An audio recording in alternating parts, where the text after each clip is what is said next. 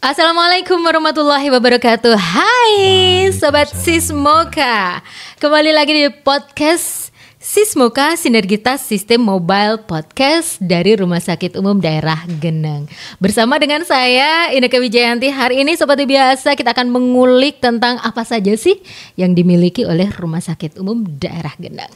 Rumah Sakit Umum Daerah Geneng mungkin masih berusia 2 tahun. Tapi jangan salah, kita punya spesialis bedah yang pengalamannya, wow, tepuk tangan dulu dong. Please welcome, beliau adalah Dr. Wuli, spesialis bedah. Siapa coba yang gak kenal Dr. Wuli? Kalau di Ngawi dan sekitarnya beliau, udah paling top deh, mantep gitu ya dok ya. Dan Rumah Sakit Umum Geneng sangat beruntung dan bersyukur sekali beliau mau berkenan untuk menjadi spesialis di instalasi bedah kita. Terima kasih Dokter Wuli. Sami-sami. Udah lama dok gabung di Rumah Sakit Geneng? Kita usia 2 tahun, dokter bersama dengan kita. Kira-kira tahun lalu. Oh baru setahun ya dok ya? Baru setahun. Tapi insya Allah udah banyak ya dok ya. Iya. Saya belum nanya kabar. Apa kabar dok? Ya kabarnya baik itu mbak. Sehat pasti ya dok Sehat. ya. Kalau saya lihat Dokter Wuli itu selalu kayak penuh semangat, energik, sama dengan kita. Ya. Oke, Dokter Wuli spesialis bedah. Hari ini kita mau ngobrol apa dok enaknya dok? Ya, Saya taruhkan ke dokter nih. keluhan banyak yang saya dapati di Ngawi ini itu banyak benjol-benjol loh. Orang banyak mengeluh benjol-benjol. Bukan hanya jalanannya saja ya dok ya? Bukan, orangnya juga berbenjol. Oh, orangnya juga berbenjol. Sebenarnya saya tuh paling ngeri deh ngomongin soal ini dok. Jangan. Tapi demi semua pemirsa kita yang memang sangat membutuhkan informasi ini, mari kita kulik habis tentang benjolan ini ya dok ya. Ada benjolan yang normal, bukan normal sih sebenarnya. Ada benjolan yang Ada memang normal. ada yang normal. Ada yang tidak normal. Tidak normal. Kita bicara Ada yang yang tidak berbahaya, ada yang berbahaya. berbahaya. Kita bicara tentang apa nih dok? Ya pokoknya benjol lah. Benjolan gitu ya. Kita mulai dari benjolan yang biasa-biasa aja. Ya. Yang kita nggak usah terlalu dipikirin lah Iya. gitu. Itu apa dok? Misalnya bisul. Oh bisul. Bisul kan juga benjolan. Oh iya ya. Kista, Iya. jenis kista itu ya dok ya? Bukan? Bukan, dia sepertinya ada abses. Itu kita sebut abses karena tidak berdinding. Kalau kista itu berdinding. Ada dinding, ada pagarnya. Ada pembatasnya Iya, gitu ya ada dok ya. pagarnya. Kalau abses itu kan bisa melebar kemana-mana gitu ya Iya. dok ya. Nah jerawat itu juga termasuk bisul kalau gitu ya dok ya? Enggak, Oh enggak. ada yang berdinding. Ternyata banyak sekali macamnya ya dok ya. Iya. Jadi seperti kista-kista yang ringan itu di kulit kebanyakan. Ya mungkin termasuk seperti tadi itu jerawat. Itu ada pembungkusnya. Jadi kita bilang itu pembungkus itu semacam dinding dari isi yang ada di dalam. Makanya itu disebut kista. Kista itu begitu. yang membedakan karena ada dindingnya, ada pembatasnya Ya, gitu ya dok ya. membedakan dengan jaringan sekitarnya. Begitu. Jadi seperti misalnya yang kemarin saya operasi itu ada 4 benjol. Itu dalam berbeda kasus atau dalam satu kasus itu dok? Ya berbeda kasus. Oh berbeda ada kasus. 4 kasus. Ada 4 kasus ya. Tapi diagnosanya sama. Cuma lokasinya yang beda. Wah ternyata benjolan ini agak ngelama ya dok ya. Karena kan di kulit. Kulit kan luas di kita punya Oke. tubuh. Terserah dia mau kemana ya. Itu ada hubungan dengan mungkin kebersihan. Oh jadi ada yang penyebab dari eksternal ya dok ya. Kalau kebersihan itu kan berarti dari eksternal dok. Jadi seperti saluran keluar, enggak sampai keluar tuntas begitu. Oh tersumbat gitu ya dok ya. Sehingga dia produksinya itu terus berkembang, akhirnya jadi benjol. Nah itu yang kita bilang kista kulit. Kalau dalam bahasa kami itu kista epidermoid. Itu ada salurannya yang khas. Itu kentara sekali. Di mana saja itu dok salurannya? Biasanya di puncak berupa titik. Itu sebetulnya jalan keluar yang buntu. Makanya saya bilang tadi ada hubungan dengan kebersihan. Mungkin salah satunya ya, kita tidak bisa menyinggung orang ya. Betul. Bilang orang tidak mandi bersih atau apa. Oh, tapi salah satu penyebabnya karena kebersihan. Iya, bisa jadi kalau mandi daerah itu kurang tergosok gitu ya, Dok ya. Misalnya punggung. Nah, itu kan susah dijangkau. Itu ada salah satu. Ada salah satu dari 4 kasus itu, ada 2 kasus di situ yang saya operasi di punggung. Iya. Oke. Nah, yang termasuk ini termasuk golongan yang gimana, Dok? Yang perlu diwaspadai kah atau yang santai aja deh kayak gitu? Janganlah. Ya, pokoknya jangan. Walaupun itu tidak sampai menggelisahkan yang kita takutkan, yaitu suatu keganasan, tapi itu satu juga boleh dibilang panorama yang gimana ya, memperindah kita sendiri, estetisnya gitu ya, Dok ya. Kemudian bisa menyebabkan juga keluhan. Oh, ada gejala yang ditimbulkan, Dok? Bisa tanda radangnya seperti nyeri ada. Oke. Tanda merah juga ada.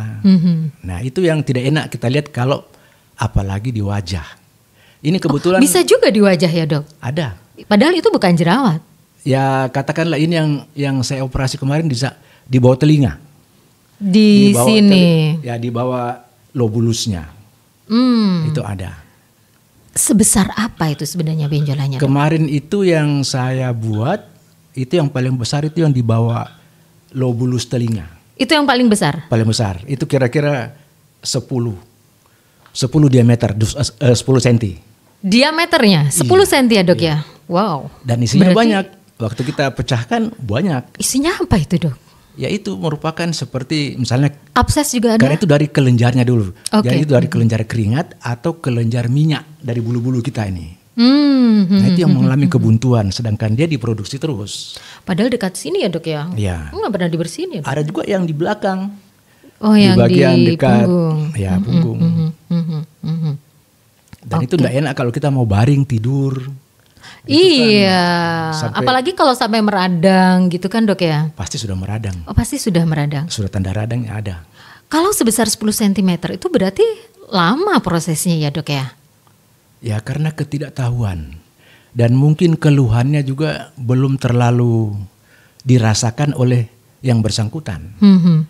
Ada kalau misalnya pihak wanita, dia cepat merasakan karena rasanya tidak enak. Pertama kosmetik. Betul. Nah, karena pasti tersentuh gitu ya, Dok. Jadi dia langsung konsultasi. Nah ini yang kita buat sekarang ini, itu gunanya untuk memberitahukan bahwa benjolan apapun yang ada, mbok konsultasi. Oke. Jangan disimpan-simpan sampai besar, kemudian nanti bikin susah dokternya. Malah dokternya yang susah. Iya iyalah, karena terlalu besar. Benjolan yang seperti apa, Dok, yang harus kita waspadai? Yang menjurus ke ganasan. Keganasan. Apapun jenis benjolannya. Iya. Lebih baik kita konsultasikan. Makanya waktu dimanapun kecil, letaknya ya, Dok ya. Iya. Karena benjolan itu tidak mengenakan kita punya kedudukan. itu nyandong ya, Dok ya, istilahnya ya, Dok ya. Kita mau duduk atau misalnya bagaimana kalau ada benjolan yang mengganjal ternyata benjolan itu kan tidak enak. Apalagi kalau letaknya di luar gitu ya, yang terlihat itu estetisnya pasti tidak bagus gitu ya. Nah, Dok, orang desa kan kebanyakan tidak tahu, kasihan. Jadi dia itu bilang belum ada keluhan, tidak apa-apa, tidak usah dulu. Karena emang sudah ada barangkali ya. Itu dalam pikirannya kalau saya ke rumah sakit nanti saya dibikin begini, dibikin begitu, tambah sakit barangkali. Apalagi kalau didengar mau disuntik, wah itu biasa. Apalagi kalau dengar harus operasi, wah itu takut sama orang bedah jadi. Iya, padahal dokter Bully nggak ada yang mesti ditakutin sama sekali ya, Dok ya. Nggak perlu ditakuti karena itu kan kita menolong juga kan. Betul. Dan memberikan pengetahuan supaya mereka waspada. Jangan dibiarkan yang sudah kurang baik itu berkembang. Karena ya itu tadi ya, Dok ya. Ketika sudah berkembang menjadi yang tidak kita harapkan, akan bukan hanya dokternya yang repot, pasiennya justru lebih repot gitu ya, Dok ya. Dan kalau bisa seperti di rumah sakit kita ini yang sekarang, itu enggak perlu rujuk kalau memang bisa dibikin di sini. Untuk kasus yang seperti ini, rumah sakit Genuk sudah bisa ya, Dok ya? Iya. Wah, keren banget. Perlu kalau kasus-kasus yang seperti begini, ini saya sebutkan diagnosisnya aja epidermoid kista. Epidermoid kista. Jadi tumor di kulit. Tumor di kulit. Nah, kita ngomongin epidermoid kista ini, Dok. Ya. Ada nggak kayak gejala awal atau mungkin penampakan fisik awal dari epidermoid kista ini? Ya, benjolan. Benjolan saja, Dok. Ya. Nggak ada kayak semacam itu tadi lubang salurannya yang terlihat gitu? Itu nanti berkembang kira-kira kalau sudah diameter 1 cm bisa dilihat. Berupa titik hitam. Titik hitam. Barangkali kalau ada tadi gambaran. Kita tampilkan lagi nanti ya, Mas ya. Aman. Itu bisa dilihat nanti. Oke, berupa titik hitam. Dimanapun dia bisa. Ada. Bisa Karena itu ada. kan kulit kan luas. Permukaan kulit kita luas. Jadi selalu ada kelenjar keringat dan kelenjar minyak untuk minyak bulu-bulu kita itu loh, supaya Betul. minyak itu Supaya mengkilat tidak kan. Gitu. supaya glowing gitu ya, Dok ya. Oke, Dok. Epidermoid kista ini apakah penanganannya harus dioperasi? Ketika benjolannya masih kecil, nggak bisakah hanya cuman sekedar dikasih obat nanti dia akan terserap lagi gitu, Dok? Kalau kita bisa meredam produksinya mungkin. Tapi kalau dia berjalan seperti normal biasa kita nggak bisa tangani. Harus. Apalagi kalau penderitanya tidak kooperatif. Maksudnya? Dia biarkan. Oh. Enggak apa-apa ini biasa-biasa aja. Itu tuh nggak ada kayak gatel atau gimana? Nanti gitu. baru ada keluhan baru dia hubungi kita. Oke. Jadi memang ini tidak terlalu membahayakan tetapi tidak mengenakkan untuk dalam kehidupan sehari-hari kalau dia bertambah besar. Karena bisa bertambah besar. Bisa bertambah besar Bisa. gitu. Tapi kalau masih dalam stadium yang kecil gitu kemudian dikasih obat gitu bisa, Dok? Ya mungkin seperti jerawat ya. Akan ambles sendiri Itu gitu komedo-komedo itu mungkin itu kan juga seperti kista itu. Itu kista. Jadi kalau dia keluar tuh seperti ada satu massa yang seperti putih-putih. Itu gumpalan dari lemak-lemak itu. Ya kita katakan sekretnya Oh. hasil produksi dari kelenjar yang ada di situ. Kalau sudah dioperasi nih, Dok, kalau sudah ditangani, kira-kira bisa muncul lagi nggak sih, Dok? Bukan muncul di tempat situ. Di tempat yang lain, yang Ya. tidak bersih gitu ya, Iya. Dok ya. Oke, jadi kuncinya Kebersihan. kuncinya kebersihan ya, Dok ya. Iya. Tapi apes-apesnya orang ini, Dok ya. Ada yang sudah benar-benar bersih, udah mencoba menjangkau di tempat yang lain gitu yang Diet. susah. Mungkin diet. Oh, Diet yang tidak seimbang antara lemak dengan karbohidrat atau dengan protein bisa juga menyebabkan. Oke, jadi kalau memang diet harus dengan bimbingan dari ahlinya ya, Dok ya, supaya tidak terjadi hal yang seperti itu. Sebetulnya ahlinya kalau dalam sehari-hari itu orang tua sendiri. Orang tua? Iya, kalau orang tua kan sudah tahu sebenarnya mesti makan ini. Walaupun dia mantan orang purba ya. Apalagi kalau sudah ya seperti kita sekarang kan kita sudah banyak mendengar pengetahuan dari sini dari sana. Saya kira itu bisa ditangani. Cuma sekarang yang kita tidak bisa mendikte itu terlalu banyaknya kuliner. Betul, setuju sekali kalau saya, kuliner Dok. terlalu banyak itu memang apalagi kalau Kuliner aneh-aneh itu ya, Dok ya, sekarang ini ya. baru selalu promosi yang enak. Betul. Nah, Dan kebanyakan kuliner itu instan. Ini pemicu, bener gak sih, Dok? Saya tidak mau mengecilkan produsen-produsen, tapi memang itu perlu sekarang diamati berapa dosis sih. Misalnya jadi pengawet, Betul. jadi penyedap, jadi pewarna, kan seperti minuman. Iya. Ada pewarna, itu semua tidak dimetabolisir oleh Tidak tubuh bisa kita, dimetabolisir. harus dibuang. Nah kalau dibuang melalui kencing, melalui BAB, oke lah, atau melalui keringat. Tapi kalau tersumbat itu tadi, Kalau dia buang di organ-organ, wah. nah itu nanti yang jadi permasalahan baru. Jadi alat pembuangan kita ya perlu saya barangkali beritahu juga, yaitu saluran napas, satu, sistem pernapasan, kan kita bernapas buang dan isap doh. Betul. Itu sudah satu pemasukan. Yang kedua, yang tidak kalah hebatnya, mulut kita. Oh. Makanan masuk tuh, Oh, minuman itu masuk. masukkan. Nah, ketiga, Kira-kira apa? Urin. Ya itu. Oke. Keempat, kembali lagi ke saluran pernah. Yang lalunya itu ya melalui keringat. Itu semua. Jadi alat pembuangan kita itu sebetulnya ada 4. Dan itu kalau sukses membuang, bagus. Kalau metabolisme tubuh kita bagus, ikut bagus gitu aja. Kalau tidak bagus, ya ditunggu sampai kumulatif katanya.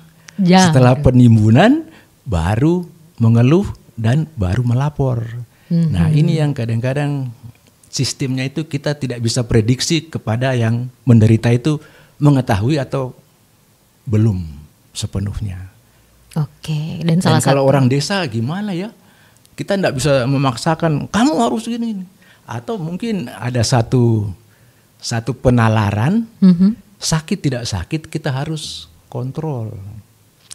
Tapi masalahnya dok,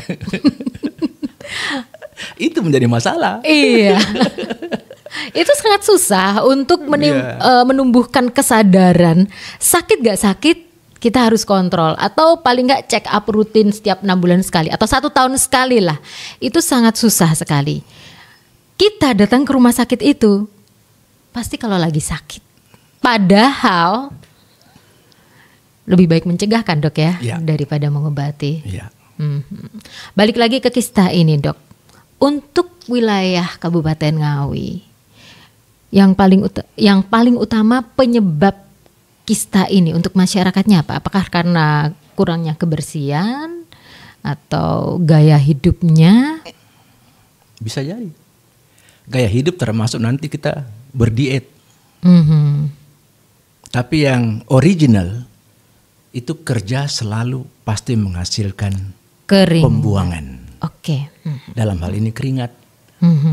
Dan kita sudah terbiasa dengan kebiasaan yang pedesaan. Jadi tidak mungkin keringat dibiarin aja gitu ya dok ya. Pulang kerja keringetan. Mesti mandi sebetulnya. Harusnya. Cuman orang desa itu kalau keringetan adus masuk angin dok. Malah ada yang katakan kalau tidak berkeringat belum kerja itu namanya. Nah jadi dia kerja terus sampai lupa mandi barangkali. Oke, dari kista ini kita kembali ke rumah sakit kita ini dok. Baik. Dokter Wuli sudah pasti sudah pernah melakukan pembedahan di sini kan dok? Sudah. Menurut dokter gimana nih instalasi bedah kita gimana dok? Ya untuk sementara ini sudah memadai sekali. Sudah sangat memadai. Jadi saya sudah bikin di sini ada operasi hernia, operasi hemoroid, dan operasi payudara. Tapi yang jinak tumornya. Sudah ada di sini ya dok ya. Jadi insya Allah semua kasus-kasus ini bisa tertangani di instalasi bedah rumah sakit Geneng ya dok ya. Banyak juga di rumah sakit kita yang di kabupaten itu yang sama banyaknya. Dan itu mungkin karena konsulan dari setiap kecamatan, dari puskesmas yang ada hubungan terdekat. Nah sekarang kalau kita sudah ada rumah sakit di sini di salah satu kecamatan, kenapa harus jauh ke sana? Betul sekali. Kita bisa buat di sini saja. Dan insya Allah untuk yang apa tadi kista itu juga bisa di sini ya dok ya? Bisa sangat. Tapi kasusnya di sini belum ada dong dok. Baru dicari. Jangan sampai. Nah kalau itu. bisa. Nah itu kalau tidak bisa dicari, tapi kasusnya ada. Nah itu juga merupakan keterlambatan kita. Makanya kita di sini dok, kita jemput bola dok. Kita ajak nih masyarakat Kabupaten Ngawi khususnya ada di wilayah Kecamatan Geneng. Kalau menjumpai benjolan dalam bentuk apapun, langsung saja konsultasi ke sini ya. Dokter Wuli siap ya dok ya? Siap. Setiap hari apa dok siapnya? Ya setiap hari kerja. Setiap hari kerja? Iya. Kalau yang di rumah sakit Geneng? Setiap hari kerja. Setiap hari kerja? Ya. Sampai jam? Sampai habis. Sampai habis. Nanti kita kasih ya Mas Ridwan ya. Aman ya. Jadi Dokter Wuli prakteknya hari apa saja, jam berapa saja ya dok ya? Ya kalau mulainya itu yang bedanya. Oke. Tapi tiap hari. Tiap hari kerja ya dok ya? Ya. Kalau Sabtu pray kan. Kalau Sabtu saya pergunakan untuk keluarga. olahraga. Oh olahraga. Dengan keluarga. Ya paling kurang naik sepeda. Oke. Mungkin orang biker Ngawi, ya dok ya? Orang Ngawi sudah tahu saya di sini Biker. biker. Tapi kenapa di sini naik mobil dok? Hah? Kenapa ke sini naik mobil? Ya karena hari kerja. Oh hari kerja. Oh iya betul. Oke, Dokter Buli terakhir nih. Harapannya untuk rumah sakit kita apa dok? Untuk di bidang bedah, Iya pasti. saya maunya lebih gesit. Mhm. Dalam arti lebih banyak saya digunakan bekerja. Mhm. Nah untuk itu masyarakat harus tahu dengan komponen-komponen yang berada di sekitarnya. Misalnya dari kantor kecamatan atau kantor desa. Itu yang tahu warganya kan pasti dari RT sampai RW sampai Betul. desa. Kalau kita ya dapat laporan aja gitu ya Ya. dok ya, atau dari kunjungan-kunjungan pasien Ya. gitu ya. Sementara yang tahu pasti masyarakat ya pemangku pemerintahan yang Ya. ada di sekitar itu. ya paling kurang ketua RT kita di sini yang ada beberapa desa ya itu harus diwartakan bahwa kita sudah siap. Oke. Mhm. Kalau kita sudah siap ya tinggal pelaksanaan. Siap. Pesannya buat masyarakat Kecamatan Geneng dan sekitarnya, karena kita di YouTube ini dok bisa dilihat di Iya. seluruh dunia nih. Jadi kalau dengar pembedahan jangan takut. Itu merupakan suatu solusi untuk kita beranjak dari yang tidak sehat ke sehat. Walaupun harus melalui suatu teknik. Ya teknik pembedahan tentunya. Kan kita tidak sembarang-sembarang membedah kan. Betul. Nah, jadi itu jangan takut lagi. Kemudian untuk nanti dibilang sakit, sudah ada juga dokter spesialis anestesinya yang nanti membius Oke. sampai tidak sakit. Gak kerasa kok dibedah. Iya. Tinggal tahu-tahu sudah selesai. Betul, tidur bangun udah selesai. udah selesai. Sehat, sembuh, pulang deh. Amin. Oke, Dokter Buli, terima kasih banget loh ya sudah meluangkan waktu buat kita ngobrol di sini. Kapan-kapan kita ngobrol lagi dengan kasus Masih lainnya, banyak Dok ya. itu. Saya siapkan Oh gitu ya, Dok ya. untuk kita punya pemberitaan. Aha. Karena memang masyarakat sudah harus mengetahui Siap. bahwa kita ini bukan momok, Betul. tapi pemberitaan yang baik untuk mereka mencegah, Siap. bukan Mengobati. berkelanjutan sampai membahayakan. Iya, jadi seandainya menemukan hal-hal yang membuat kita tidak enak hati, khususnya benjolan, langsung saja datang ke Rumah Sakit Umum Daerah Geneng. Ada Dokter Buli, siap untuk Siap. konsultasi, bahkan siap untuk melakukan operasi ya dok ya. Siap. Oke, terima kasih sekali lagi dokter. Sama-sama. Banyak pasien yang menunggu hari ini, jadi kita pamit dulu ya dok ya. Ya. Kapan-kapan Oke. ngobrol lagi. Ngobrol lagi. Ya. Saya Inneke Wijayanti bersama dengan Dokter Wuli. pamit undur. Terima Pamit kasih. undur. Terima kasih. Wassalamualaikum warahmatullahi wabarakatuh. Salam Sismoka. Salam Sismoka, Dok. Yes, salam Sismoka.